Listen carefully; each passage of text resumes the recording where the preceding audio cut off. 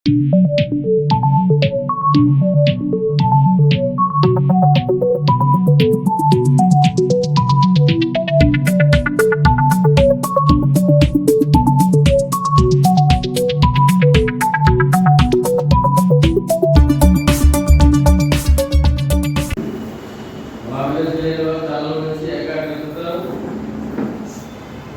దేవుని సన్నిధిలో ఉన్నామని గ్రహించి మౌనంగా ఏకాగ్రతతో ఉండమని నా ఉద్దేశం.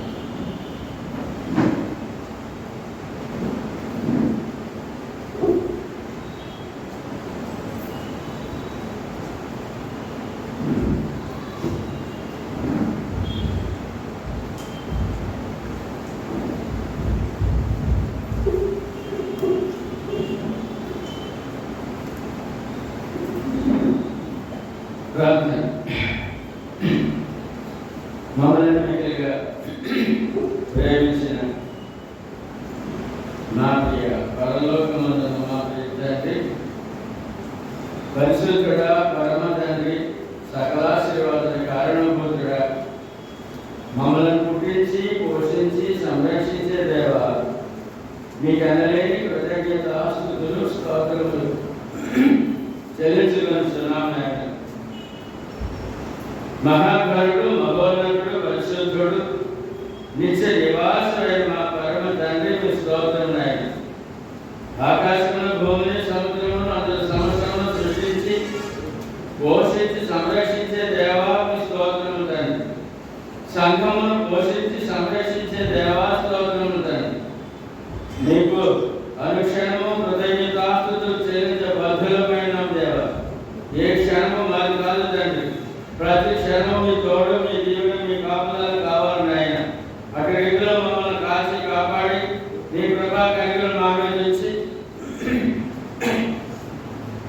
ఈ దినము ప్రభు యొక్క పునరుద్ధాన దినము మిమ్మలను ఆత్మతోనూ సత్యముతోనూ ఆరాధించుకునే భాగ్యం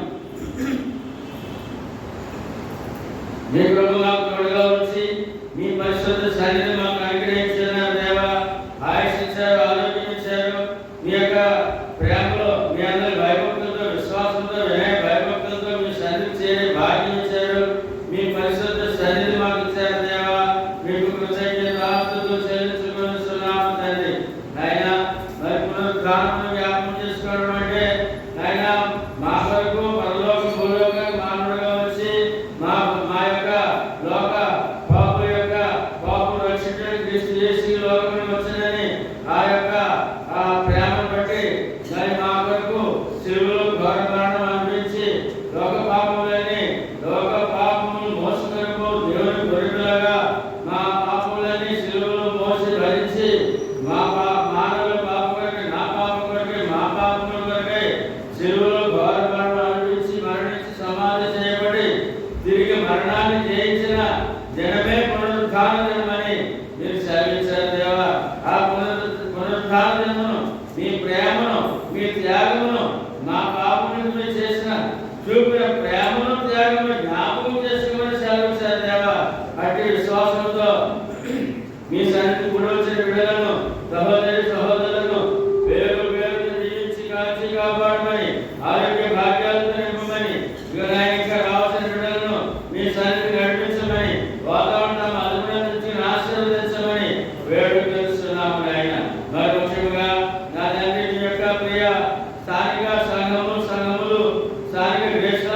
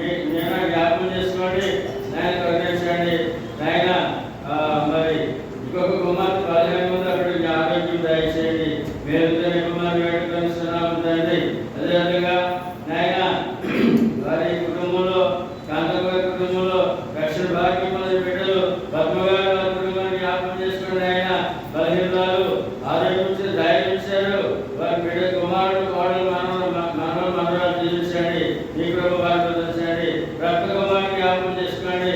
మీ సన్నిధిలో ఉన్నారు నాయన. అక్కడను తన కుమారుడు కోడలు వారి మనవరాలు దీవించండి. మీ కృపా కనికరం వారిలో ఉంచండి నాయన. ఆరోగ్య భాగ్యాలు దయచేయమని రత్నకుమార్ గారి సమస్యలన్నీ తీర్చి మీ యొక్క మార్గంలో చక్కగా ఆనందముగా ధైర్యముగా మీ మార్గంలో ప్రయాణం చేసి ఆ పరలోక భాగ్యానికి గంజరాలకు ధైర్యపరచమని వేడుకొనిస్తున్నాము నాయన. అలాగే నాయన మరి రూతమ్మ గారు ఓయల్ గారు కంసాలను దీవించి వారిని ఆశీర్వదించడానికి గొప్ప తండ్రి. మీ రక్షణ ఎంత ఆనందంగా ప్రయాణం చేస్తున్నారు. వారి కుటుంబంలో ప్రతి బిడ్డను ఆయన పేరును దీవించి మరి మీ యొక్క కృపా కార్యక్రమాలు వారిలో నష్టమని దీవించమని వేడుకొనిస్తున్నాము నాయన.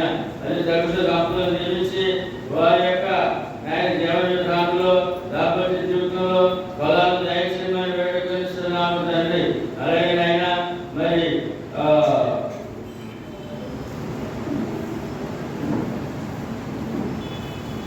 సచివతి గారు గత రాత్రి మరి స్మారకం కూడా జరిగింది. ఆ కుటుంబం చక్కగా కూడా జరిగించారు. ఆ కుటుంబాన్ని జీవించండి. సచివతిగా నడిచిన మార్గంలో భక్తురాలైనా కొద్ది శ్వాస వరకు మీ యొక్క సేవలో ఉంది. రక్షణ కాపాడుతుంది తండ్రి.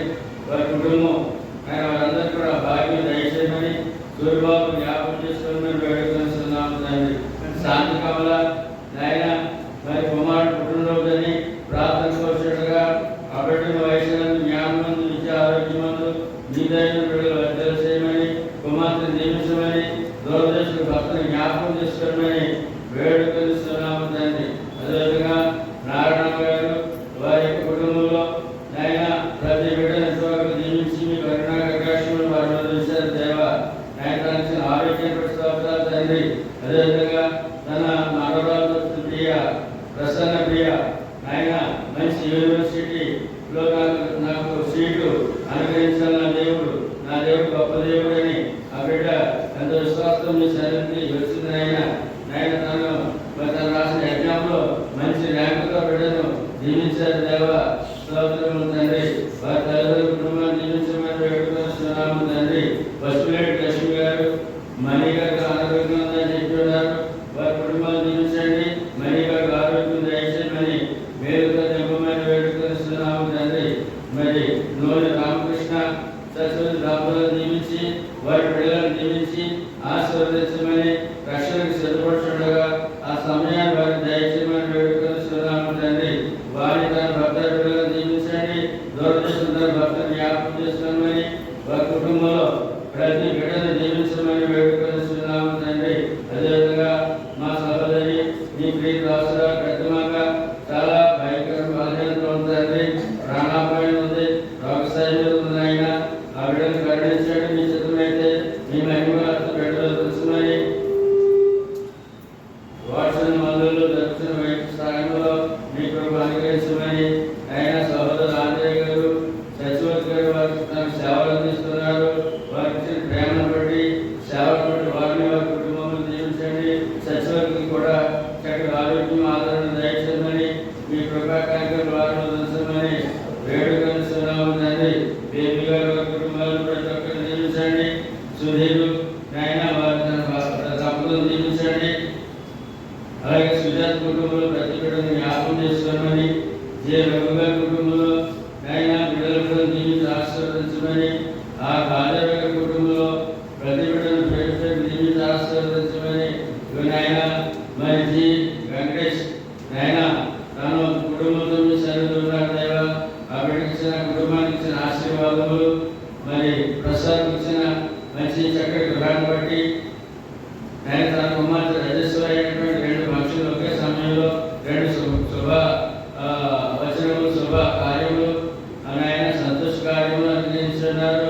ఆయన 5వ తారీఖు జరిగే ఆ గృహ ప్రవేశము తన కుమార్తె ఆయన రజస్వర ఫంక్షన్ అది ఆశీర్వాదకరంగా మీకు మహిమకరంగా వారికి ఆయన జీవనకరంగా జరిగించి ఆశీర్వదించమని వారి విశ్వాసాన్ని బట్టి కుటుంబంతో రక్షణ పొందిన బిడ్డలు వారిని జ్ఞాపకం చేసుకుని వేడుకొనిస్తున్నాము తండ్రి. ఇక్కడ రావాల్సిన బిడ్డలు మీ సన్నిధిని నడిపించుకోమని మీ కృపా కార్యక్రమం వారిలో తెలుసమని నేను ఆశీర్వాదాలు సెలవు మరి మీ యొక్క అపారమైన సేవ, వృద్ధుల సేవల మధ్యలోనూ మరి సేవ చేస్తుంది. కుటుంబ సేవ, సంఘ సేవ, ఆశ్రమ సేవలో మీరు ఆశ్రమ జ్ఞాపకం చేసుకోండి. నూతనంగా ఆశ్రమంలో అనాథ వృద్ధుల ఆశ్రమంలో చేరిన ఇద్దరు కవలలు నాయన వృద్ధులు వారి అక్క చెల్లెలు జాయిన్ అయినారు.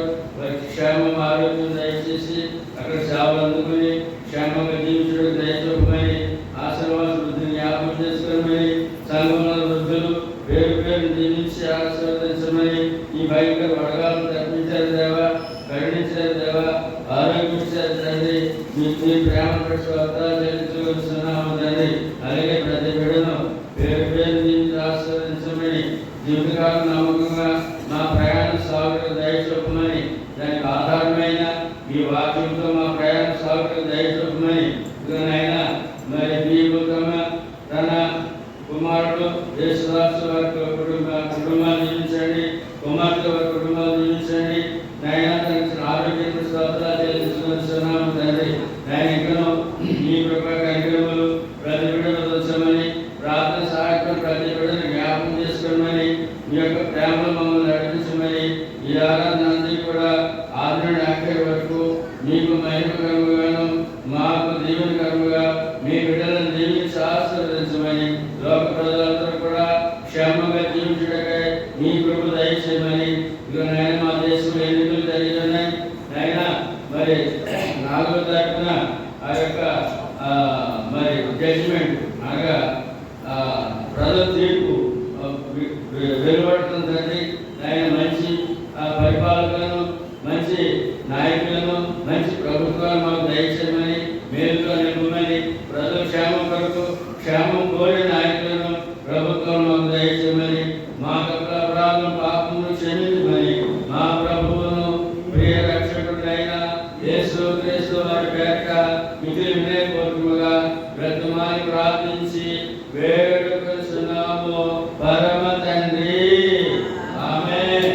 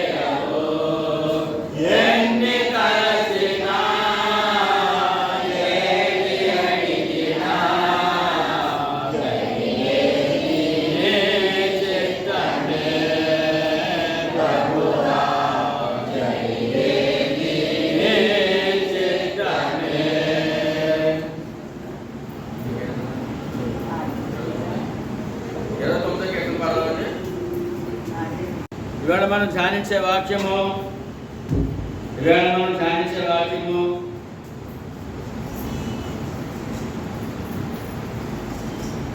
దేవుని వాక్యమును నీవు ఎట్లు వినుచున్నావు అది ప్రశ్న. దేవుని వాక్యమును నీవు ఎట్లు వినుచున్నావు అని ప్రశ్న. ఎందుకంటే మనకి చెవులు ఇచ్చిన దేవుడు, కన్ను సృజించిన వాడు ఆయనే, చెవులు సృజించిన వాడు ఆయనే. మన అధికారాన్ని రెండింటి వరకు అవయవాలను సృష్టించి వాటికి ప్రాణం పోసి మనము దేవుడిని ఎరిగి జీవించాలనే ఆ యొక్క కోరిక కలిగి ఉన్నాడు దేవుడు. మరి దేవుడిని ఎరిగి ఉండాలంటే ఎలాగా? ఏదో విగ్రహం పెట్టుకుని ధనం పెట్టుకుంటే నమస్కారం పెట్టుకుని సరిపోదు కదా, అలాగే దేవుడికి ఇష్టం కాదు కదా. అందుకని దేవుడి గురించి కూర్చిన విషయాలు తెలియాలంటే వినాలి కదా. ఏం చేయాలండి? వినాలి కదా అని మాట. ఎందుకంటే లోకంలో చెవిటి వారు, సరిగా వినలేని వారు లక్షలాది మంది ఉన్నారు, కోట్లాది మంది ఉన్నారు లోకమంతటా. బైబిల్ తరచుగా చెవుల గురించి మాట్లాడు. బైబిల్ తరచుగా అంటే ఎక్కువగా చెవుల గురించి మాట్లాడు, చెవుల కొరకు మాట్లాడుతుంది, చెవుల గురించే చెప్తుంది. వినగల చెవులు అంటుంది బైబిల్. ఏం చెప్తుందండి? వినగల చెవి, చూడగల కన్ను, ఈ రెండు యెహోవా కలుగు చేసినవే అని మాట. అని సొలొమోను సామెతలో సామెత 20:12 చెప్పారు. ఇశ్రాయేలు యెహోవా వాక్కును శ్రద్ధగా వినవాలని ఆయన కోరారు. మొట్టమొదటిగా దేవుని భక్తులు ఎవరు వాక్కులు అంటే సృష్టికర్త అయిన దేవుడిని. దేవుడా దేవుడు ఎంతమంది? ఒకడే. దేవుడు కాదు, దేవుడు ఆయన ఒక్కడే. ఆయన సృష్టికర్త. ఎవరంటే లోక రక్షకుడు. అంటే ఎంతమందికి? లోక రక్షకుడు. ఏమండి, అసలు మనిషికి అసలైన ఆశీర్వాదం ఏమై ఉంది అని అంటే, మనుషుడికి అసలైన ఆశీర్వాదం ఏంటంటే సృష్టికర్తని దేవుడు ఎవరో తెలుసుకుని, దేవుడు ఉన్నాడా లేడంటే ఉన్నాడు. మన కంటికి కనబడేదంత సృష్టి, కంటికి కనబడేది ఏది దేవుడు కాదు. కంటికి కనబడేది ఏది కూడా దేవుడు కాదు. ఇదంతా సృష్టించిన ఆయన ఒక ఆయన ఉన్నాడు. అందుకే ఆది కాలంలో 1:1 చెప్తారండి, ఆదియందు దేవుడు భూమి ఆకాశములను సృజించెను అని చెప్తారు. భూమి ఆకాశము సముద్రంలో ఉన్న సమస్తమును సృష్టించెను. అందుకే దేవుడికి సృష్టికర్త అని పేరు.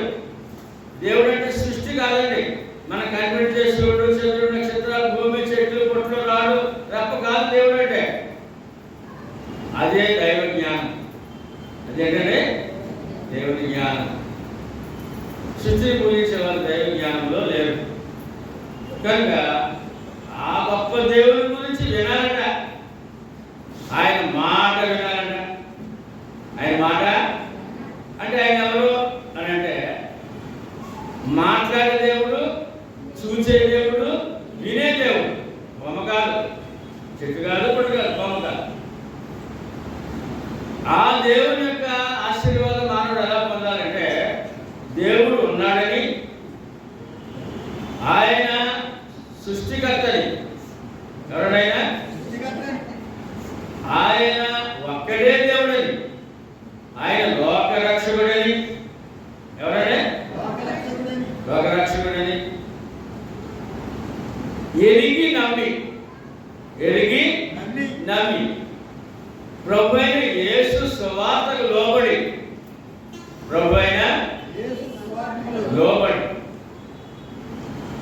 పాప పరిహారం కొరకు, పాప క్షమాపణ, ఆత్మ రక్షణ కొరకు క్రీస్తులోనికి బాప్తిసం పొంది క్రీస్తులోనికి బాప్తిసం పొంది నిత్య జీవాన్ని పొందాలని దేవుని చిత్తమైనది. అది నీకు నాకు లోకానికి ఎలా తెలుస్తుందంటే ఆయన వాక్యము ద్వారానే. ఎలాగంటే అంటే దేవుడు దర్శనాలు ఏమి లేవు. దేవుడు దర్శనం ద్వారా మాట్లాడేప్పుడు, కళల ద్వారా మాట్లాడేప్పుడు, వాక్యము ద్వారానే. ఎలాగమ్మా? ఇవాళ లోకమంతా దర్శనాల గురించి మాట్లాడతారు, కళల గురించి మాట్లాడతారు. కళల ద్వారా, దర్శనాల ద్వారా ఇప్పుడు దేవుడు మాట్లాడు.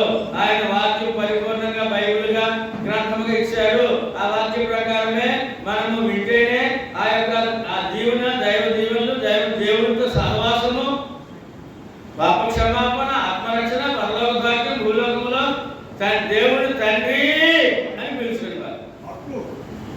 సృష్టికర్తను ఎవరు పిలుచుకున్నారు అంటే తండ్రి అని హక్కు. వాక్యము ద్వారానే. ఎలాగంటే అందుకని ఆ ఇశ్రాయేలు ప్రజలు యెహోవా నా ప్రార్థన విని నా ప్రార్థనకు చెవియొగ్గుము, నా మనవుల ధ్వని ఆలకింపుము అని ప్రార్థన చేసేవారంట. నా ప్రార్థన వినండి దేవా, నా మనవులు వినండి దేవా అని ప్రార్థన చేసేవారంట. ఏమండి అని దావీదు విజ్ఞాపన చేసేవాడు. ఆయన ప్రార్థన అలగడదంట. వినే దేవుడు ఎవరైనా కీర్తనకారుడు ఆయన చెప్పారు. ఇశ్రాయేలు వినుము అని మన దేవుడు యెహోవా, అద్వితీయుడు యెహోవా అని యూదులు ప్రార్థన ఆరంభించేవారట. ఇశ్రాయేలు వినుము, మన దేవుడు యెహోవా అద్వితీయుడు. అద్వితీయుడు ఒక్కడే. అందువల్లనే ఒక్కడైన దేవుడు యెహోవా అని యూదులు, మొట్టమొదటి భక్తులు ప్రార్థన ఆరంభించేవారండి. ద్వితీయోపదేశకాండంలో 6:4 చెప్పబడు.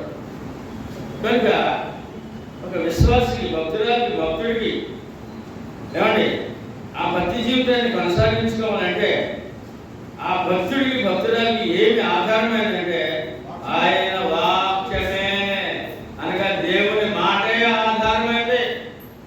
ఆ దేవుని మాట మనకి బైబిల్ గ్రంథముగా గ్రంథస్థం చేసి ఇచ్చాడు ఆయన. ఇంకా ప్రత్యేకంగా మాట్లాడు, ఇంకా ప్రత్యేకంగా మాట్లాడు.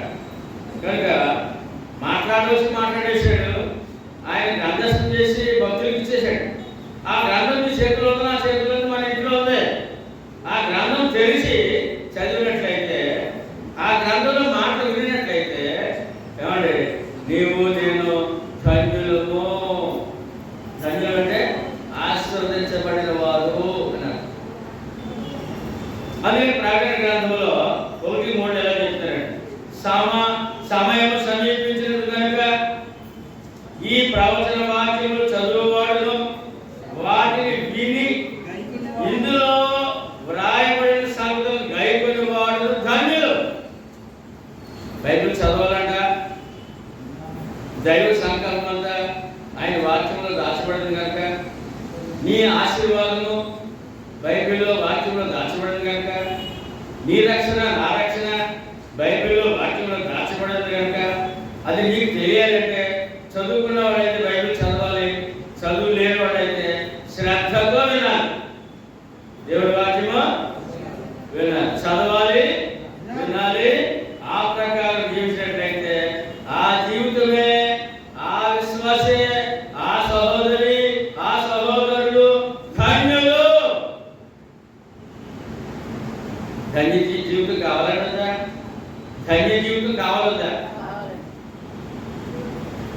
ద్వితీయోపదేశకాండం 6:3 దేవుని ప్రజలకు ఏం చెప్తున్న ప్రవక్త అంటే, కాబట్టి ఇశ్రాయేలు నీ పితరుల దేవుడైన యెహోవా నీతో చెప్పిన ప్రకారము పాలు తేనెలు ప్రవహించు దేశంలో మేలు కలిగి, ఏం కలిగండి? బహుగా అభివృద్ధి నొందినట్లు, బహుగా పొందినట్లు నీవు వాటిని విని, దేవుని మాటలు, దేవుని ఆజ్ఞలు, దేవుని కట్టడలు వాటిని విని అనుసరించిన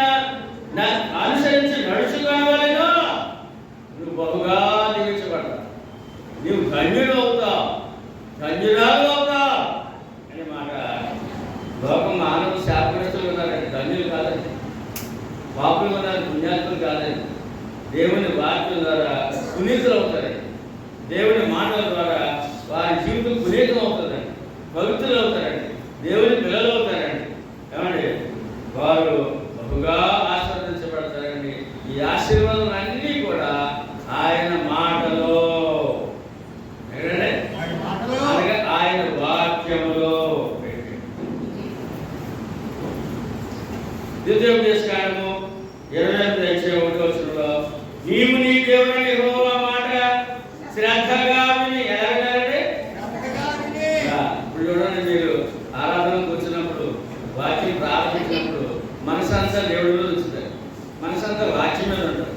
ఇక మీ మనసు ఎక్కడ బయట ఉండదు. కదా బయట ఉన్నప్పుడు అనేక సంగతులు మనసులోకి వస్తాయి.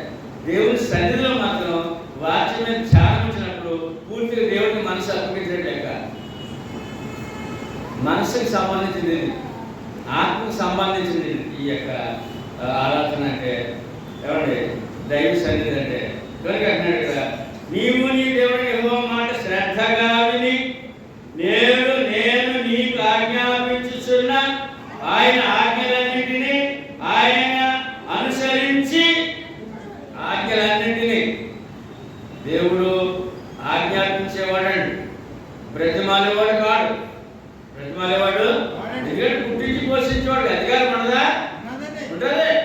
కనుక ఈ ఆజ్ఞలన్నీ అనుసరించి నడుచుకుని కదా నీ దేవుడైన యెహోవా భూమి మీద ఉన్న సమస్త జనుల కంటే నిన్ను హెచ్చించను. అందరికంటే బాగుంటావు, అందరికంటే బాగుంటావు, శాంతిగా ఉంటావు, ఆరోగ్యంగా ఉంటావు, ధైర్యంగా ఉంటావు. అందుకంటే ఏం కావాలంటే తిరిగితనంతో భయం జీవించే జీవితం. ఏమండి, ధైర్యంగా, ఆరోగ్యంగా, ఆనందంగా ప్రతి విషయాన్ని కూడా అడిగింది అడగని కూడా ఇచ్చే దేవుడు నీకు ఉన్నప్పుడు మరి ఇక మన నోటే ఉంది. అందుకని దేని మీద ఆధారపడదంతా వాక్యం మీద. నువ్వు వాక్యం శ్రద్ధగా విని వాక్యం పాటించినందుకు, ఆచరించినందుకు, దేవుడి చిత్రాన్ని శిరస్సు వంచినందుకు నీవు సిద్ధపడినట్టయితే ఇన్ని ఆశీర్వాదాలు నీ ఒడిలో వేస్తున్నాడు. మత్తయి సువార్త 17:5 సర్వలోకానికి ఒకే మాట అతడు ఇంకను మాట్లాడుచుండగా ఇదిగో ప్రకాశమానమైన యొక్క మేఘము వారిని కమ్ముకొనెను. ఇదిగో ఈయన నా ప్రియ కుమారుడు, ఈయన మాట వినుడని. ఎవరి మాట అండి? లోకమంతా ఎవరి మాట వినాలి? యేసు ప్రభు మాట వినాలట. సృష్టికర్త అయిన తండ్రి అయిన దేవుడు మాట్లాడుతున్నాడు యేసు ప్రభు శిష్యులతో. దేవుడు మాట్లాడతాడు, ఇదిగో ఈయన నా ప్రియ కుమారుడు, ఈయన మాట వినుడి. లోకమంతా ఎవరి మాట వినాలంటే? కొద్దిమంది వచ్చాం, కొద్దిమంది అండి.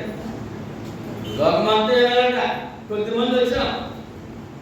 లోకమంతా విన్నారా? ఆయన దగ్గర చేరకూడదు. ఆయన మాట్లాడాలి, ఆయన దగ్గర రావాలి కదా.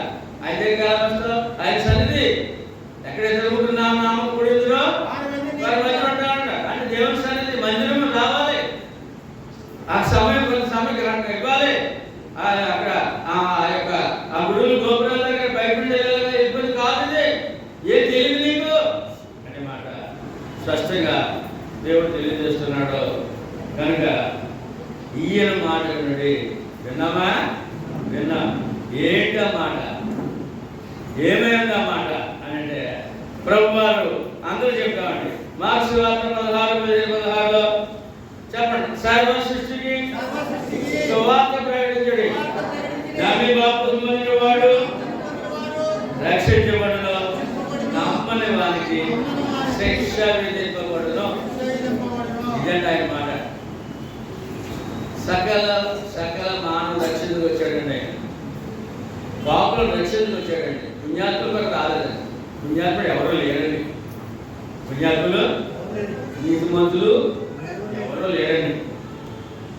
యేసు ప్రభు మాటల ద్వారా, ఆయన ఆజ్ఞలు లోబడి ద్వారా నీతిమంతులు అవుతారండి, పుణ్యాత్ములు అవుతారండి. పాపాత్ములు పుణ్యాత్ములు చేయడానికి వచ్చి పిలిచాడండి ఆయన. సువార్త ప్రకటించమన్నారండి. అదే ఆయన మాట. ఆయన శరీరాలు ఉన్నప్పుడు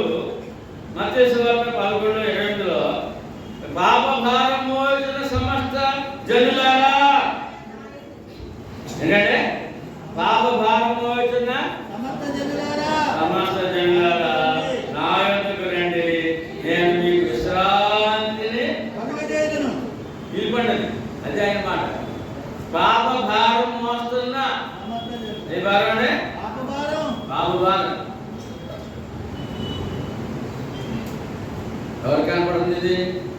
దేవుడికి కనపడుతుంది, ప్రభు కనపడుతుంది. మన మీద పాప మూట ఉందంట. సాకలి దేవుడికి వెళ్ళే మూట వదిలేసుకెళ్తారు కదా, కనపడుతుంది కదా. ఎవరన్నా పొలం పంపారు కదా, కనపడుతుంది కదా. ఏదైనా బియ్యం మూట కనపడుతుంది కదా. అలాగే దేవుడికి మన పాపం మూట కనపడుతుంది. దింపేస్తారు రమ్మంటాడు. ఏమన్నాడు? దింపేస్తారు. పాప భారం మోచు సమస్త జనులు. ఎంతమంది మోస్తున్నారంట? సమస్త జనులు. ఏ ఒక్కడు కూడా పాప మూట లేకుండా లేడండి. కనుక పాపం మూట ఎలాగైంది అంటే మానవుడు దినచర్యలో తను చేసినటువంటి ఆ కార్యక్రమాల పరిపాలనలో, తన ఆలోచనలో, తన పూజల్లో, తన మాటల్లో, తన క్రియల్లో అన్నీ కలిపి రోజుకి ఒక 10 రూపాయలు పట్టేసామనుకోండి, నెలకి సంవత్సరానికి ఎంత అవుతుంది? 3600. 10 రూపాయలు ఏమైందండి? పెద్ద మూట. అలాగే రోజుకి 10 రూపాయలు పాపం సంపాదించుకుంటాడు అనమాట. అంటే సంవత్సరానికి పెద్ద మూట. మరి ఇన్ని అయ్యా మానవుడు ఊహ తెలుసుగా తన గడిచిన సంవత్సరాలు అన్నీ కలిపితే ఎంత మూట ఉంది? ఇప్పుడు చాలా పెద్ద మూట ఉంది. ఎవరికి కనపడుతుంది? ఇప్పుడు రోజు 10 రూపాయలు 10 సంవత్సరాలు 10 రోజులు పక్కనేస్తే అది ఆ యొక్క ఎదురుగా చేసినప్పుడు ఎంత అవుతుంది? అది దేవుడికి కనపడుతుందండి. మొయ్యలేని భారం ఉన్నాడండి, అలాగే మోస్తున్నాడండి, అలాగే మూలుగుతున్నాడండి, దింపేస్తానన్నాడండి. ఆ మూలుగు దేవుడికి తెలుసండి. ఆ మూలుగు దేవుడికి తెలుసండి. వెంటనాడండి, ఆయన ప్రేమ గలవాడండి, దింపేస్తానన్నాడండి. ఏమన్నాడండి? మరి నాకు వద్దు, నేను మోస్తానండి. మా ఆయన ఏం చేస్తాడు? కనుక ఇక్కడ మనం ఈయన మాట వింటుడి. ఈయన మాట ఏంటంటే నేను రక్షిస్తాను, వచ్చి బాప్తిసం పొందు. ఈయన మాట ఏంటంటే నీ మీద, నీ భుజం మీద, నీ తల మీద పాపం మూట ఉంది, మోయలేకపోతున్నావు, దింపేసి తేలిక చేస్తాను, నీ ప్రాణానికి విశ్రాంతి ఇస్తాను, నీ ఆత్మకి విశ్రాంతి ఇస్తానని ఆయన పిలిచినప్పుడు మరి ఆ మాటలు ఇవ్వడద్దా?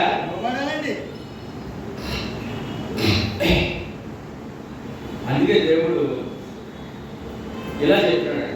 శిలువ మరణం తర్వాత పరిశుద్ధాత్మలో తెలుస్తాడు. రోమియోలు రాసిన పత్రిక 10:17 అందరూ చెప్పండి మాట. కాగా వీటి వలన విశ్వాసం కలుగును, వీట క్రీస్తుని కూర్చిన మాట వలన కలుగును. ఎవరి మాట? లోకంలో అనేకమైన దేవుడు దేవతల మాటలు ఉన్నాయి. క్రీస్తు మాట వినబడలేదండి. క్రీస్తు మాట సువార్త వినబడడం లేదండి. ఆ విని లోపడిన వాళ్ళు కన్నులండి. ఎందుకంటే అందులోనే ఆశీర్వాదము దాచిపెట్టారండి. ఏమండి? వీరుట అనేక సార్లు మాట్లాడుతున్నాడు. లోకంలో 33,33,33,333 దేవతలు మాట్లాడినాడండి మానవుడు. ఆ గ్రంథాలు, ఆ అబద్ధాలు. కానీ ఎవరి మాట ప్రాముఖ్యం అంటే క్రీస్తుని కూర్చిన మాట. ఏమాటంటే యేసు క్రీస్తుని మాట వినాలట. అందులో ఏముందంట? నీ ఆత్మకి రక్షణ ఉందంట. అందులో ఏముందంట? జీవితకాలకు తోడుందంట. అందులో ఏముందంట? సదాకాలం పరలోకంలో నీ చోటు. 2 వరాలు ఆయన మాటలో ఏమున్నాయంటే శరీరానికి వరమే, ఆత్మకి వరమే. అందుకనే దేవుడు చూసేవాడు, వినేవాడు, మాట్లాడేవాడు. మత్తయి సువార్తలో ఇలా చెప్తారండి 13:23 మంచి నేలను విత్తబడిన వారు వాక్యం విని గ్రహించువాడు. వాక్యం ఎంత చేయాలంటే గ్రహింపు.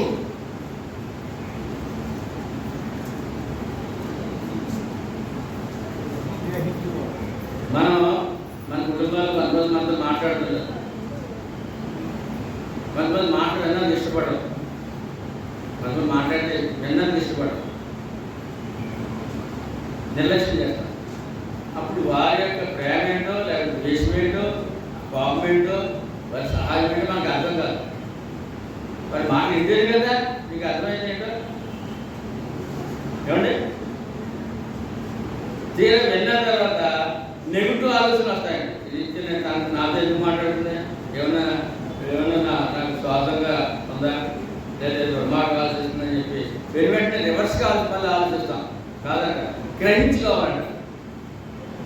మనతో మన కుటుంబ సభ్యులు కానీ స్నేహితులు కానీ బంధువులు మాట్లాడినప్పుడు వారి మాట శ్రద్ధగా వినాలి. నా గురించి ఏం మాట్లాడు, నాతో ఏం మాట్లాడు అనుకుంటారు అన్నప్పుడు ఆ విన్న మాటలు గ్రహించుకున్న తర్వాత నీ నుండి చక్కటి సమాధానం వస్తుంది. వారికి కావాల్సిన సమాధానం వస్తుంది, మీకు కావాల్సిన ఆశీర్వాదము, మీ ఇద్దరి మధ్య స్నేహము బలపడదు కదా. కుటుంబం అలా లేవండి. ఎవరైనా మాట చెప్తే సరిగ్గా ఇంటి పరిస్థితులు లేవు, వాళ్ళు ఏం చెప్పినా గ్రహించుకోరు, నెగిటివ్గా ఆలోచిస్తారు కనుక వారికి ఆ కుటుంబాల కలహాలు వస్తున్నాయి. మరి దేవుని దగ్గర కూడా నువ్వు ఆయన మాట విని గ్రహించుకోకపోతే మనకు ఆశీర్వాదం ఎలా వస్తుంది? మరి గ్రహింపు కావాలి ఇక్కడ అని ప్రభు వారు చెప్తారండి. మంచివారు ఎవరంటే వాక్యం విని గ్రహించేవారు అట్టివారు సఫలులై, ఏంటంటే తన జీవితంలో సఫలులై ఫలిస్తారు. ఎలా ఫలిస్తారంటే 100 60 30 ఫలిస్తారు. ఎక్కడ ఉంది అంతా? ఆయన వాక్యంలో, ఆయన మాటలో విని గ్రహించిన వాడు. ఏంటంటే వాక్యం విని గ్రహించిన వాడు ఫలిస్తాడు. 30 60 100 ఫలిస్తాడు అనే విషయాన్ని చాలా స్పష్టంగా ప్రభు వారు తెలియజేశారండి. మరి దేవుని వాక్యం ఎలా వినాలి, మనం ఎందుకు వినాలి అంటే మన జీవితాల్లో ఫలించాలి, నాశనం అవ్వకూడదు, నశించుకోకూడదు, కష్టాలు పాలవకూడదు, వ్యాధి బాధలు పాలవకూడదు, మన ఆశీర్వాదం ఉండాలి, ఆరోగ్యం ఉండాలి, ఆనందం ఉండాలి, తృప్తిగా ఉండాలి. అంటే దేవుని వాక్యంలో శ్రద్ధగా వినాలి, గ్రహించుకోవాలి, వాక్య ప్రకారం జీవించే ప్రయత్నము. మరి వినకపోతే అది గ్రహించాలి వస్తుంది, గ్రహించకపోతే ఎలాగ ఆచరిస్తాం? ఆచరించకపోతే దేవుడికి నీకు సంబంధమే ఉంటుంది. ఆయనకి సంబంధం లేనప్పుడు ఆయన దగ్గరికి వచ్చి ఆశీర్వాదం ఎలా పొందగలరు అని ప్రశ్న ఏ దేవుడు వేస్తున్నాడండి. ఏమండి, వినికిడి లేమి గల వారిని కూర్చి బైబిల్ చెప్పుతుంది. వినికిడి లేమి, దేవుడి మాటలు వినడానికి ఇష్టపడరంట. అటువంటి వారి గురించి కూడా దేవుడు చెప్పాడు ప్రభు వారే. ఏమండి, మత్తయి సువార్త 7:37 మార్కు 7:37 యేసు ప్రభు చెవిటి వారిని బాగు చేశారు. అయితే ఆత్మీయ విషయాల్లో మంద చెవులు గలవారు అన్నాడు దేవుడు. ఏం చెవులు అంటే? మందపు చెవులు అంటే వినరు సరిగా గలవారిని ఆయన సహాయం చేయలేకపోయారు. మంద చెవులు కానీ వాటి వినకుండా నిర్లక్ష్యం చేసిన వారికి ఆయన సహాయం చేయలేదట. ఈ ప్రజలు కన్నులారా చూచి చెవులారా విని హృదయంతో గ్రహించి మనసు త్రిప్పుకొని నా వలన స్వస్థత పొందకున్నట్లు వారు హృదయం క్రొవ్వినది, వారి చెవులు వినుటకు మందములైన అన్నాడు. ఏమండి, ఈ చెవు ద్వారా దేవుడి చెవు ద్వారా ఆయన మాటలు వినగలిగితే, గ్రహింపగలిగితే మనకి స్వస్థత అంట. ఏ స్వస్థత? పాప రోగము స్వస్థత. లోకంలో ఈ పాప రోగానికి డాక్టర్ లేడు. డాక్టర్ పరమమైన యేసుక్రీస్తే. అది వాక్యము ద్వారా. ఎలాగంటే వాక్యం ద్వారా. ఆసుపత్రిలో అనుకోండి, డాక్టర్ దగ్గర కూర్చున్నామండి. ఏమండి, ముందు ఆయన మాట్లాడతారు. అమ్మా ఏంటి బలం ఏంటి అని చెప్పి అడుగుతారు. మరి ఎదురుగా కూర్చొని పేషెంట్ మాట్లాడాలి కదా. మాట్లాడి ఎప్పుడు వచ్చిందో ఏ బలం చెప్తే దాన్ని బట్టి ఆయన మాట్లాడతాడు. ఆయన పరీక్ష చేస్తాడు, మళ్ళీ ఏదో చెప్తాడు. మీ ఇద్దరు మాటల్లో మంచి ఆరోగ్యకరమైన వైద్యం జరుగుతుంది కదా. మరి ఆయన కూర్చున్నప్పుడు ఆయన మాట్లాడిపోయినా ఇబ్బంది, నువ్వు మాట్లాడిపోయినా ఇబ్బంది. నువ్వు ఆసుపత్రికి ఆరోగ్యం కొరకు వెళ్ళావు కనుక నీకు ఏ ఫలితం ఉండే అవకాశమో లేదు. ఇద్దరు మధ్య మాట్లాడదారు. అందుకని ఇక్కడ వినేదా లేరంటే ప్రజలు, దేవుని ప్రజలు ఎలా లేరంటే లేరు. వినుట మట్టుకు వింటారు కానీ విందుడు కానీ గ్రహింపనే గ్రహింపడాలి. విన్న సంగతి ఏం చేయాలి? ఇప్పుడు గ్రహింపాలి. ఇప్పుడు డాక్టర్ గారు పేషెంట్ తన విషయం చెప్పినప్పుడు డాక్టర్ గారు గ్రహింపు లేకపోతే మనకి వ్యతిరేకమైన వైద్యం జరుగుతుంది, మంచి వైద్యం. ఆ పేషెంట్ యొక్క తన బాధ చెప్పినప్పుడు డాక్టర్ గారు అనుభవంలో గ్రహించినప్పుడు చక్కని వైద్యం జరుగుతుంది కదండి. ఇప్పుడు డాక్టర్ గారి మధ్య ఇప్పుడు ఏం కావాలి? డాక్టర్ గారికి పేషెంట్ పట్ల గ్రహింపు కావాలి. తను ఏం చెప్పిందో, తన బలహీనత ఏమిటో, ఏ ఔషధం ఇవ్వాలో తన గ్రహింపు కావాలి. అప్పుడు చక్కటి వైద్యము జరగలుగుతుంది. ఇప్పుడు వైద్యుడు ఎదుర్కొన్నాడు యేసుప్రభు. దేవుని ప్రజలు గ్రహించుకోలేదంటే ఆయన మాట. నిర్లక్ష్యం ఉంటే ఏం గ్రహింపు ఉంటుందండి? చెప్పండి. గ్రహింపడదండి ఉండదు. గ్రహింపనే గ్రహింపరు, చూచుట మటుకు చూతురు కానీ ఎంత మాత్రమును తెలుసుకున్నారని ఆయన చాలా బాధపడ్డారండి. తన ప్రజలు ఎదుర్కొన్నా ఆయన ముక్కుసుట్టుగా చెప్పి మాట్లాడి ఆయన భయమేంటి? దేవుడు కదా. ఏమండి సత్యం ఉన్నదో చెప్పాలి కదా. వాళ్ళు ఏం మారుతారేమో, మారు మనసు ఉంటారేమో అని ముఖం మీదే ఖచ్చితంగా చెప్పారు. మీరు వింటారో గ్రహించరు, చూస్తారో చూసి చూడనట్టుంటారు కనుక మీ హృదయము ప్రవృత్తి, మీ చెవులు మందం లేకపోయినాయి, మీకు ఆశీర్వాదాలు లేవని చెప్పేసి స్వయంగా మత్తయి 15 కూడా అదే మాట చెప్తారు. యేసుప్రభు మాటలు వారు వినవాలని ఆయన బలవంతం చేయలేదు. ఇది బలవంతం కాదండి. ఏం కాదు, ఇది బలవంతం కాదు.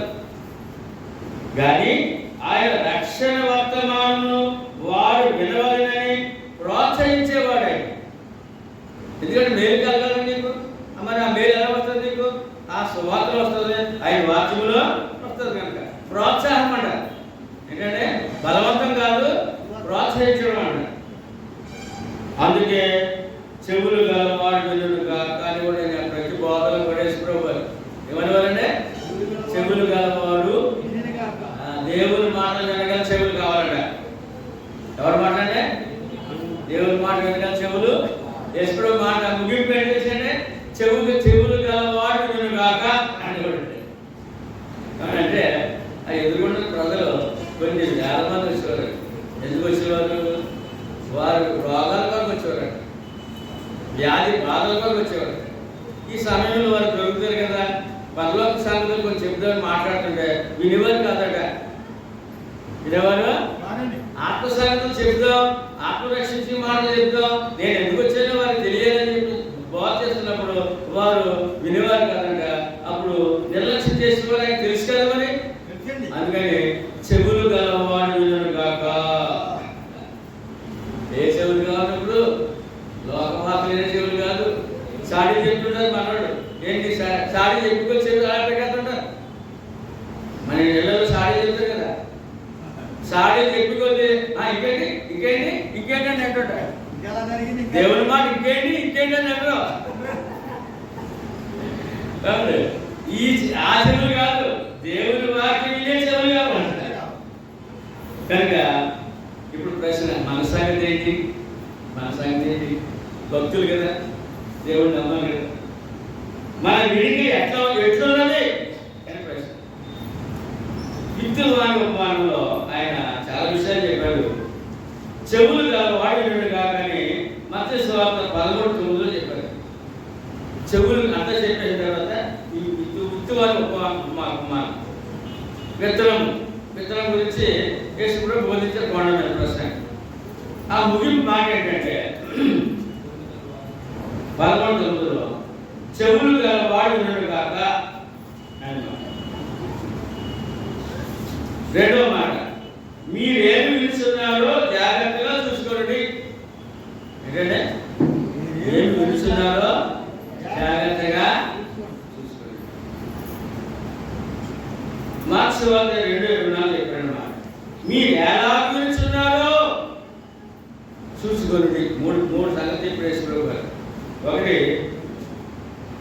చెవులు గలవాడు వినను గాక. కాబట్టి మీరేం వినిస్తున్నారో జాగ్రత్తగా చూసుకుని రెండు మీరు ఎలా వినిస్తున్నారో చూసుకోండి. అంటే ఇక్కడ ప్రాముఖ్యం ఏంటి అని అంటే దేవుని వాక్యం వినడమే ప్రాముఖ్యం. కొంతమంది కొద్దిమంది అందరు కాదు ఈవేళ ఏ వాక్యం దొరుకుతుందో నాకు ఏ విధంగా దేవుడు నాతో మాట్లాడతాడో అని వచ్చేవాడు ఉంటారు. కొంతమంది ఏదో అర్జెంట్ పని ఆరాధన ఎప్పుడైపోతా ఎప్పుడు వదిలేస్తారా ఇంకా వదిలిపెట్టలేదు ఈయన అని వాడు వాళ్ళ వాక్యం ఏం అవసరం ఉండదు. ఏమైనా రేపు ఉంటుందా వాక్యం మనసు ఉంటుందా చేస్తారా బయట అర్జెంట్ పని పెట్టుకున్నాడు. ఏమంటే ఇవాళ సెల్ ఫోన్లు విశ్వాసం పాడు చేస్తున్నాయి. కూర్చుంటారు ఇక్కడ జేబులు సెల్ ఉంటుంది. ఏమంటే ఎప్పుడు ఎవరో ఫోన్ చేస్తారని ఇక్కడ ఈ సంగతాన్ని మర్చిపోతారు, దేవుడి సంగతి మర్చిపోతారు. వెంటనే ఫోన్ తీసేసి కానీ గవ్వ మాట్లాడేసి వీలైతే నేను పరుగు మీద బయటకు వెళ్ళిపోతున్నాడు. అలాగా ఇప్పుడు సెల్ ఫోన్ అపకారం ఉండదు. దేవుని సన్నిధిలో దేవుని మాట్లాడకుండా చేసే కాదు. అందుకని విశ్వాసి అందరిలో సెల్ ఉన్నాయి. ఆదివారము మధ్యాహ్నం వరకు ఫోన్ చేసి చెప్పి నేను చెప్పను దేవుని సన్నిధిలో ఉంటాను. నేను ఏకాగ్రత ఉండాలి. దేవుని మాట్లాడాను ఇక్కడ నీ మాటలు కాదు.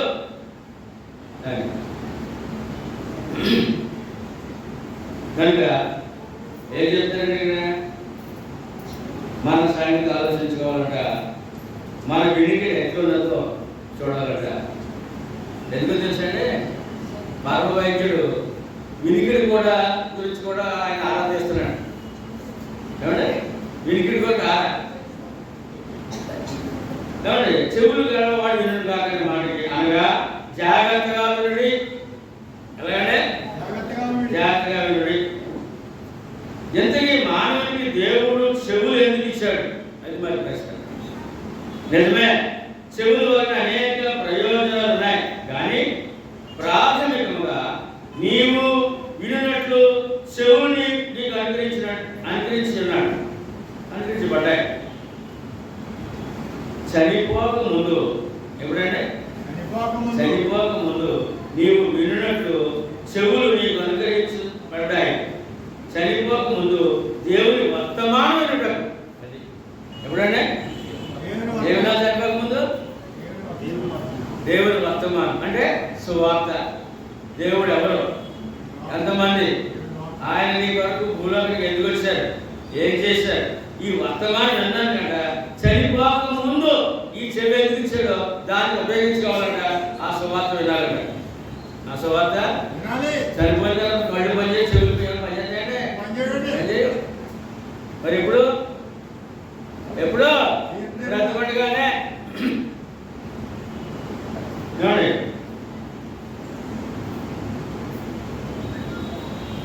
ఆయన వర్తమానం నీవు వినట్లు ఆయన నీకు చెవులు కలుగు చేశాడు.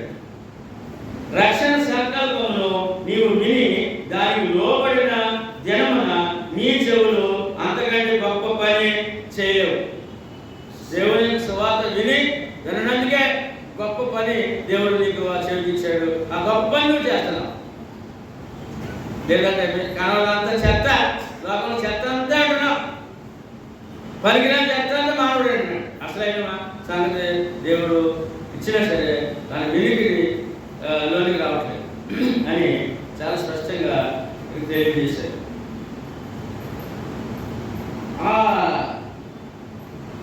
మరి ఆ వర్తమానం ఏంటి ఎందుకని అంటే రక్షణ సువార్త. ఏంటంటే ఒక పాపి రక్షణ సువార్త సత్యవాక్యము. ఎందుకే మన చెవి దగ్గరకు వచ్చేది ఏంటంటే దేవుడి దగ్గర నుంచి సత్యవాక్యము. లోకమంతా అబద్ధము, లోకమంతా అబద్ధం ఉంది. వారు ఏ మూల నుంచి ఏ మాట మాట్లాడినా అబద్ధమే. ఏమండి రోడ్డు పక్కన మైలురాడు ఉందండి, ఎక్కడ మైలురాడు ఉందండి, దానికి పసుపు రాశారండి, అక్కడ పూలు వేసారండి, అటుపూలు పెట్టారండి, అది దేవత అన్నారండి. అది నిజమా అబద్ధమా? అది దేవత కానీ నిజ స్వరూపం ఏంటి? మైలురాడు. దాని నిజ స్వరూపం ఏంటంటే రాడు, మైలురాడు. మైలు తెలియజేసిన రాడు, సరిహద్దు రాడు. అది దేవత మరి అబద్ధమే కదా. ఈ రకంగా చూసుకుంటే లోకమంతా అబద్ధం ఉంది, ఈ చెవులకి అబద్ధమే వినపడుతుంది కదండి. ఇప్పుడు సత్యం ఏంటి అంటే సత్యవంతుడు చెప్పండి. యేసు నేనే మార్గము సత్యము జీవమును నా ద్వారానే తప్ప ఎవడును తండ్రి గారు రాడు. ఎంత ఖచ్చితమైన వార్త మన చెవులు పడాలండి. వినపడుతున్నారా? లోకం వినపడిస్తున్నారా? అబద్ధాన్ని గుప్పేస్తారు చెవుల్లో. చెవులు ఎలా ఉండేసిన అబద్ధం గుబుల్లా ఉంది. ఎలా ఉందండి? గులువు అంటాం కదా, గులువు ఉంటే వినపడుతుంది సరిగా. అబద్ధం అనే గులువు పట్టేస్తుంది. ఈ సత్యం వినపడదు, అబద్ధంతో నిండిపోయింది అక్కడ. ఈ గుబులంతా పోవాలని, గులుమంతా పోవాలంటే సత్యవాక్యం వినాలి. ఏమనాలంటే ఆ సత్యవాక్యమే సువార్త అనగా చెప్పడం. యేసు క్రీస్తుని కూర్చిన సువార్త వినాలి. సువార్త అనగా క్రీస్తు నా పాపముల నిమిత్తం మృతి పొంది సమాధి చేయబడి తిరిగి 3వ దినమున లేచారని, మరణాన్ని జయించారని, మృత్యుంజయుడు అయ్యాడని, మరణించిన నన్ను పరలోకం తీసుకెళ్ళి మరలా నన్ను లేపుతాడని ఎదురు చూసేవాడు ఉండాలి అని యొక్క సువార్తలో పెట్టాడు. ఎక్కడంటే సువార్త ప్రాముఖ్యమైన విషయాలు. ఆయన మన పాపాలను మృతిపోయిన సమాధి తిరిగి లేచాడు కాకుండా చనిపోయిన మానవుడు తిరిగి లేచాడని ఒక గొప్ప సంగతి కూడా అందరూ దాచిపెట్టారు కనుక మానవుడికి శుభవార్త ఏమవుతాడే? సువార్త, మంచి వార్త. నువ్వు మట్టి గాలి కాదు అని చెప్పండి. రెండవ సంగతి నమ్మాలి. సువార్తను నమ్మాలి. దేవుడు మానవుడిగా లోకానికి వచ్చారని, ఆయన యేసుక్రీస్తుని లోకరక్షకుడని, నా కొరకు బలియాగమయ్యారని, మహాప్రేమ మహా జాలి ఏమంటే ఆయన యొక్క ప్రేమ, ఆయన త్యాగము నేను విన్నాను, నమ్ముతున్నానని చెప్పాలి. నమ్ముతున్నానని నా విశ్వాసం. 2 నమ్మాలి. చిన్న సంగతులు నమ్మాలి. 3 మారు మనసు. ఏమన్నాడు? మారు మనసు. మనసు మారాలి. కులం కాదు, మతం కాదు. కులం కాదు, మతం కాదు. మారు మనసు పొందాలి. అంతకుముందు ఏమి జీవితంలో ఏ పూజలు ఉన్నాయో దేవుడిగా, దెయ్యానిగా, గట్టిగా పుట్టగా, తర్వాత వ్యసనాలు, లేకపోతే నా జీవితం ఎలా ఉంది, ఇదంతా మారు మనసు పొందాలి. మొదలంటే 3వ సంగతి అది ఎందుకు వర్తమానం. ఆయన వర్తమానం వినాలట, సువార్తమానం వినాలట. 3వ సంగతి చెప్పారు మారు మనసు. 4వ సంగతి అంటే చెప్పండి. యేసు దేవుని కుమారుడైన క్రీస్తు అని ఒప్పుకోవాలి. యేసు ప్రభు అని ఒప్పుకోవాలి. నేను పాపినని ఒప్పుకోవాలి. 4వ శాతం ఏమండి? తప్పు చేసినప్పుడు ఒప్పుకోతే దేవుడి దగ్గర మళ్ళీ పాస్టర్ గారు కాదు, ఇక అక్కడ దేవుడి దగ్గర ఒప్పుకోవాలంట. ఒప్పుకోవాలంట నోటితో. ఏంటంటే నోటితో ఒప్పుకోవాలి. తర్వాత పాప క్షమాపణ కొరకు ఆయన ఏర్పాటు చేసిన, ఉచితంగా అనుగ్రహించిన పాప క్షమాపణ. అందరూ చెప్పండి. పాప క్షమాపణ కొరకు క్రీస్తులోనికి బాప్తిస్మము పొందాలి. వినకుండా ఎండి ఎలా చేస్తావు? అది వినకుండా ఎండి ఎలా చేస్తావు? చేయగలమంటే అని. అందుకే ఈ చెవులు ఎందుకు ఇచ్చాడంట? దేవుని వర్తమానం అన్నమాట. ఎప్పుడంట? చనిపోయే లోపల. ఎప్పుడంటే? చనిపోయే లోపల. మనకు ఆశ్రమం కదా, గురుతుల ఆశ్రమం. నిన్న ఒక జంట జాయిన్ అయ్యారు. దగ్గర 50 సంవత్సరాలు ఉంటాయి. అక్క చెల్లెలు. ఎవరంటే? కవల పిల్లలు. ఈ రోజు వరకు సువార్త వరకు అందరూ ఎప్పుడో నమ్ముకున్నారు. సువార్త లేదు, ఈ 5 శాతం వాళ్ళకి తెలియదు, క్రీస్తు సంగమం తెలియదు, పాప క్షమాపణ తెలియదు, ఆయన రక్తం కడగబడడం తెలియదు. ఇంకా ఆఖరి దశలో ఉన్నారు. మేము చేర్చుకున్నాం. ఏమన్నా మరి సువార్త వారికి అందించినప్పుడు వినగలిగితే ఆ 2 ఆత్మలు వచ్చింది వాడు.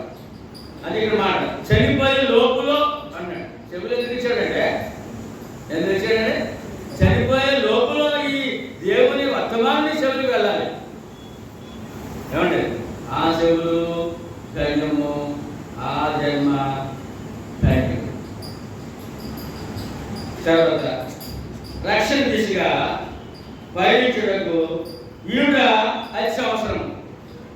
రక్షణ దిశ అంటే రక్షణ మార్గంలో, దేవుడేసిన మార్గంలో ప్రయాణం చేయాలంటే, ఏమంటే దేవుడేసిన మార్గం ప్రయాణం చేయాలంటే వినుట చాలా ప్రాముఖ్యం. యేసుక్రీస్తు విశ్వాసం లేకుండా ఎవరు రక్షింపబడలేడు. విశ్వాసానికి మూలం ఏంటి? వినడం. విశ్వాసం మూలం ఏంటంటే వినుట వలన విశ్వాసం కలుగును. వినుట క్రీస్తుని కూర్చిన మాట వలన కలుగు. ఇప్పుడు చెప్పండి, మీరు దేవుడి మాట అన్నది ఇష్టంగా ఉన్నారా? ఇష్టంగా ఉన్నారా? అన్నది చెప్పాల. ఇష్టం లేని వాళ్ళే ఆరాధన రారు, ఇష్టం లేని వాళ్ళే కూటమి రారు. కూటాలు కూడా ఏర్పాటు చేసినప్పుడు ఈవేళ ఆ కుటుంబాన్ని బట్టి నాకు ఏ వాక్యం దొరుకుతుందో అని రావాలండి. అక్కడ ఏం పెడతారు? పప్పలు పెడతారా? బలా పెడతారా? మరి నాకు లేవేంటి అంటే అటుపళ్ళు నాకు లేవా? ఏమంటే మీరు ఎట్టు అటుపళ్ళు నాకు అని విశ్వాసం అలా ఉంది. ఏమంటే మీ పప్పలు ఏంటంటే ఆ పప్పలు నాకు లేవేంటి? ఏమంటే అందరికి ఎక్కువైపోయింది కదా, ఏమైపోయింది? మరి ఏం కావాలి? అక్కడ కాఫీ కావాలి. ఏం కావాలండి? పెళ్ళిళ్ళకి వస్తారండి కదా, క్రైస్తవ పెళ్ళిళ్ళు దొరుకుతున్నాయి. ఎప్పుడు వస్తారో తెలుసా? ఎప్పుడు క్రైస్తవులు ఎవరండి ఎప్పుడు వస్తారా? అన్యులు వస్తారు చూసారా? అన్యులు ఎప్పుడు వస్తారు? ఈ క్రైస్తవ పెళ్ళికి రారండి, భోజనానికి వస్తారు. ఆ పిలిచిన వారు గౌరవం బట్టి ప్రేమ భోజనానికి కరెక్ట్గా భోజనానికి వస్తారు. ఆ ప్రేమ ఎందుకు అదే మంచిదే, కానీ క్రైస్తవులు దగ్గరికి రావాలి. అక్కడ జరిగే ఆ కార్యక్రమం అంతా వాక్యం ద్వారా ఏం జరుగుతుందో ఆ వాక్యంలో నేను కూడా పాల్గొనాలి, ఆ వాక్యం నేను చదవాలి, ఆ వాక్యం నేను వినాలని ముందు దేవుని సన్నిధిలో క్రైస్తవుడు ఉండాలి. అదే అప్పుడే ఆ జంటకు ఆశీర్వాదం. ఆశీర్వాదం ఇచ్చేలా క్రైస్తవుడు లేడండి. నూతన వధువులకు ఆశీర్వదించిన క్రైస్తవుడు లేడండి. వాక్యం వినకపోతే వచ్చిన వారికి ఆశీర్వాదం లేదండి, అక్కడ కూర్చున్న వారికి ఆశీర్వాదమా లేదండి. కనుక మూలము వాక్యం వినట. యోహాను సువార్త 3:16 అందరూ చెప్పండి. దేవుడు లోకమును ఎంతో ప్రేమించాడు కాగా ఆయన తన అద్వితీయ కుమారునిగా పుట్టిన వారి విశ్వాసముంచు ప్రతివాడు నశింపక నిత్య జీవం పొందినట్లు ఆయనను అనుగ్రహించాడు. ఇక్కడ ఏం కనపడుతుందండి? విశ్వాసం.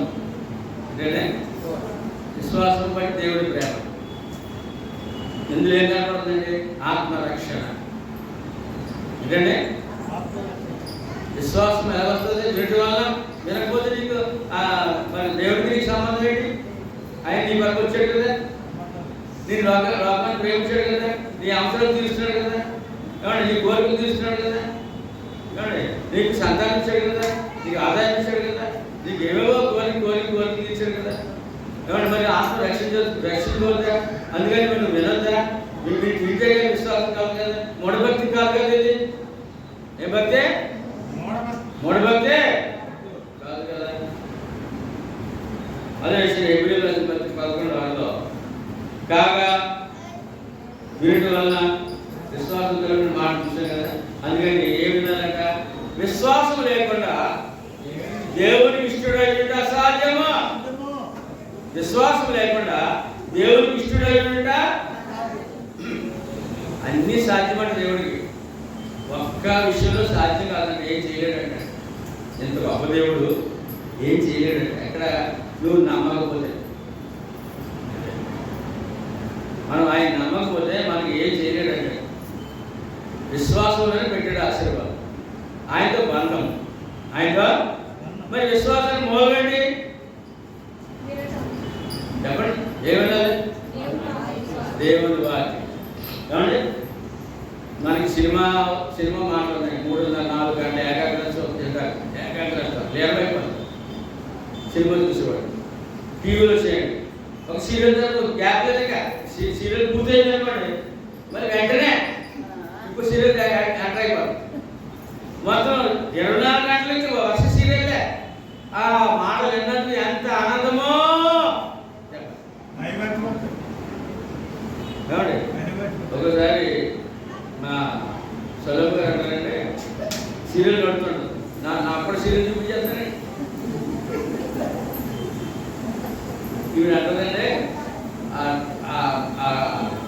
డియో లేకపోతే పోయిన ఇసులోకి వెళ్తాడు లేదు మధ్యలో ఏమంటే ఏమైంది ఏం చెప్పింది అడుగుతాం. దేవుని వాక్యం అలాగే అడుగుతావా? అది కాదు ఏమంటే చెప్పండి. దేవుని గురించి అడగాలి. పోయి ఆదివారం మానసం రేపు వారం ఏం చెప్పారు ఎప్పుడు అడిగారు ఎవరన్నా? ఒక రోజు సీరియల్ పడిపోతే నేను ఏం జరిగిందండి ఏమన్నా దేనికి ఇవ్వాలి? దేనికి ఇస్తున్నాడు? మానవుడికి, సినిమా కథలకి, టీవీ కథలకి, ఒక చెత్త అంతకి చెవులు పడేసుకుని బుర్రంతా పాడు చేసుకుని రోగాలు పాలైపోయి రోగాల్లో చెత్త లోపల పాలు చెత్త అంతా లోపల ఏమవుతుంది? ప్రశాంతి జీవితం కోరుకున్న దేవుడు నువ్వు కూడా ప్రశాంతి జీవితం కోరుకుంటే వాక్యంతో ఉండు. వాక్యం వింటేనే వాక్యంతో ఉండగలవు. వాక్యంతో దేవుడు ఉన్నావు. ఎందుకంటే వాక్యమే దేవుడు. ఏంటంటే చెప్పండి అందరూ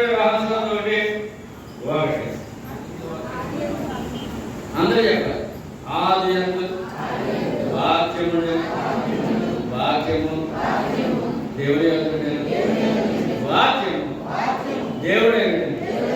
మరి మనకు విగ్రహం పూజ లేదండి, శివ పూజ లేదండి, వాక్యమే దేవుడు అండి. మరి ఆ వాక్యం శ్రద్ధ లేకపోతే దేవుడిని ఎలా నమ్మడం లెక్క? ఆ దేవుడితో ఎలా మన జీవుని పొందగలవు? ఆ దేవుడితో ఎలా ఉండగలవు అంటే వాక్యముతోనే. ఎందుకంటే దైవ బంధము దేవుని వాక్యంతో ముడిపడదు కనుక ఈ రోజు నుంచి అయినా వాక్యం ఎన్నందుకు మనసు పెట్టండి. ఆ మనసు ఆరోగ్యకరము, ఆ మనసు దీవెనకరము, ఆ మనసు పరలోకానికి ప్రయాణం. ఎందుకంటే పరలోకం కావాలా అర్థం కావాలా? ఇక్కడ కూర్చుని కూడా ఈ వాక్యాన్ని నిలవకపోతే మన ప్రయాణం నరకానికే. మన ప్రయాణము జాగ్రత్తగా వెళ్దాం. ఏది ఎక్కడ దేవుని దాచిపెట్టాడు దేవుడు ఆ వాక్యాన్ని పట్టుకుని ఉందాం. ఆ వాక్యం ఎన్నో ఇష్టపడదాం. వాక్యం జీవించే ప్రయత్నం చేద్దాం. ప్రయత్నము మీ అందరూ ఉన్నారు.